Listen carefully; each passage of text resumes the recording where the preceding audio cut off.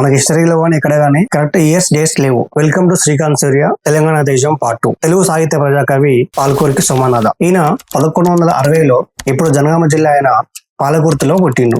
ఈయన చిన్నప్పటి నుంచి గొప్ప శివభక్తుడు. శివభక్తిని ప్రచారం చేయడంలో ప్రసిద్ధుడు. 12వ శతాబ్దంలో రచనలు చేయడం స్టార్ట్ చేసిండు. తెలుగు, కన్నడ, సంస్కృతం కలిపి 15 నుంచి 20 రచనలు చేసిండు. అయితే ఈయన చేసిన రచనలలో బసవ పురాణం అనేది బాగా ఫేమస్. ఇది మన తెలుగులో తొలి భక్తి పురాణం. 13వ శతాబ్దంలో ఈ బసవ పురాణం అనేది రాసిండు. ఈయన టైంలోనే కాకతీయుల కాలంలో తెలుగు సాహిత్యం, కళలు, దేవాలయ అభివృద్ధి జరిగింది. ఈయన కవి మాత్రమే కాదు, ఒక సామాజిక సంస్కర్త.